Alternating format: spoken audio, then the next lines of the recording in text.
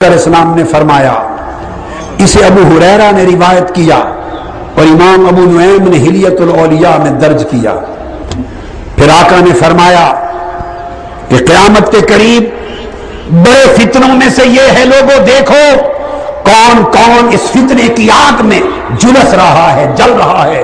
نوجوان بیٹے، نوجوان بیٹیاں، یا وفاداری محمد مصطفیٰ سے کرو یا وفاداری ابلیس اور شیطان سے کرو، یا ادھر ہو جاؤ یا ادھر ہو جاؤ، دونوں گھر، خدا کا گھر شیطان کا گھر بیک وقت راضی نہیں ہو سکتا۔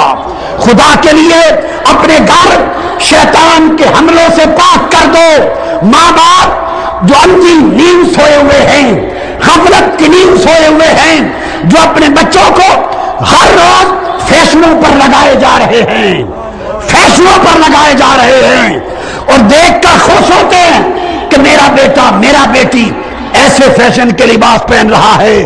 خدا کے لیے خدا رسول کی لعنت سے بچ جاؤ، دوزخ سے بچ جاؤ، اپنا ایمان اور آخرت بچا لو۔ دورنگی چھوڑ دے، یک رنگ ہو جا، سراسر موم یا پھر سنگ ہو جا۔ کثرت الفاحشہ، اور بے حیائی اور فحش کاری بڑھ جائے گی۔ اور بے حیائی کس طرح بڑھ جائے گی؟ لباس میں بے حیائی آ جائے گی۔ آج آپ کی عورتوں، بیویوں، بچیوں کے لباس وہی ہیں جو 8-10 سال پہلے تھے؟ بولیے۔ پنڈلی تک ہوتے تھے قمیض، اب آدھے جسم تک چڑھ گئے۔ چاک ایک ہی شکل کے کٹ میں بدل گئے، ایک ہی شکل کا کٹ آ گیا تاکہ نیفے بھی نظر آئیں شلوار کے اور اوپر آدھا پیٹ بھی نظر آئے۔ یہ نیفے کن کو دکھاتی ہو؟ سوچو، کن کو دکھاتی ہو؟ یہ پیٹ ننگا کن کو دکھانا چاہتی ہو؟ ایک کٹ قمیض کے جس سے ٹانگیں اور پٹ ننگے ہو جائیں سائیڈوں پر، یہ دکھانے کن کو دکھانا چاہتی ہو؟ اگر شوہر کو دکھانا تھا تو شوہر کے لیے تو گھر کافی ہے، اب کس کو دکھاتی ہو؟ سینے ننگے ہو گئے لباس میں، بازو آدھے ہو گئے، سر سے دوپٹے اتر گئے۔ فرمایا کثرت الفاحشہ، لباس میں، سر میں، بدن میں، کپڑوں میں، چلنے پھرنے میں، ہر طرف پورا جسم فاحشہ کاری کا مرقع بن جائے گا۔ گھر فاحشہ کاری کا مرقع ہوں گے۔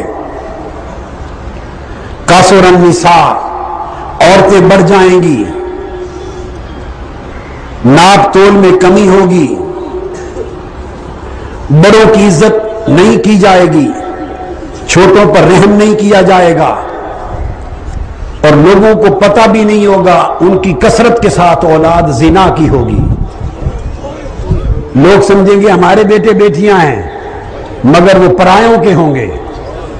اولاد کثرت کے ساتھ بدکاری کی ہوگی، بدکاری اتنی زیادہ ہوگی، عورتیں یوں چلے گی باہر لباس پہن کر کہ آقا نے فرمایا کہ راستہ جاتے ہی لوگوں کی نگاہ پڑے گی اور بھیڑیوں کی طرح جھپٹ لی جائیں گی، راستوں میں جھپٹ لی جائیں گی۔ لوگ ان سے کہیں گے بھائی ادھر راستے میں کیوں پڑ گئے، ذرا ایک طرف لے جاتے۔ اور فرمایا اللہ کا قرآن، اس کا سمجھنا پڑھنا آر سمجھا جائے گا۔ اور فرمایا میرے آقا نے حتیٰ کہ اسلام غریب ہو جائے گا، اسلام غریب ہو جائے گا، یعنی تنہا رہ جائے گا۔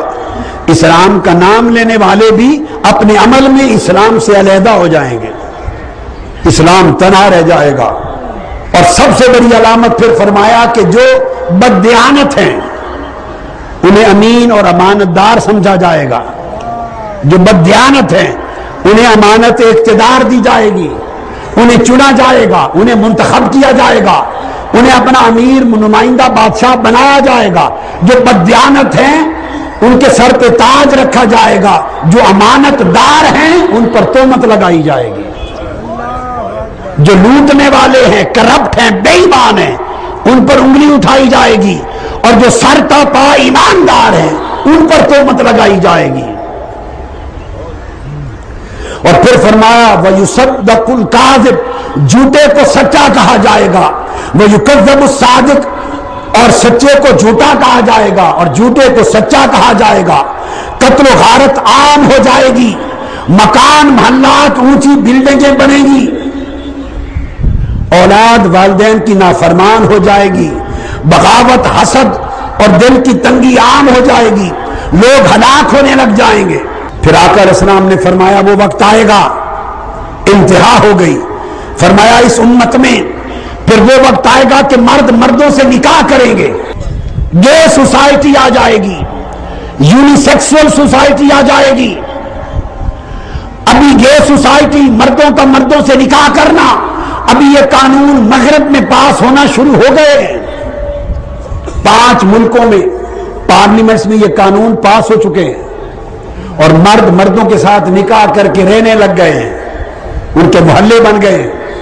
میرے آقا نے جو فرمایا تھا بہت کچھ ثابت ہو چکا، بہت کچھ ہو رہا ہے، اور سب کچھ ثابت ہوگا، مگر دیکھنا یہ ہے کہ کیا تاجدار کائنات یہ سب کچھ ٹھنڈے دل سے فرما رہے تھے؟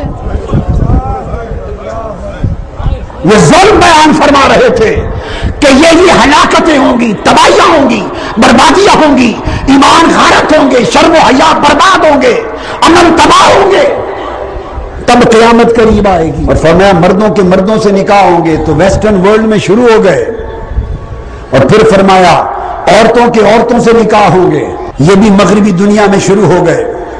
وَمِنْهَا نِكَاحُ الرَّجُلِ الرَّجُلَ وَذَلِكَ مِمَّا حَرَّمَ اللَّهُ وَرَسُولُهُ وَمِنْهَا نِكَاحُ الْمَرْأَةِ الْمَرْأَةَ وَذَلِكَ مِمَّا حَرَّمَ اللَّهُ وَرَسُولُهُ۔ یہ حدیث پڑھ رہا ہوں، یہ گے سوسائٹی اور یونی سیکسول سوسائٹیز کا قیام ابھی ادھر شروع ہوا ہے، پھر مغربی دنیا میں یہ رواج چھائے گا۔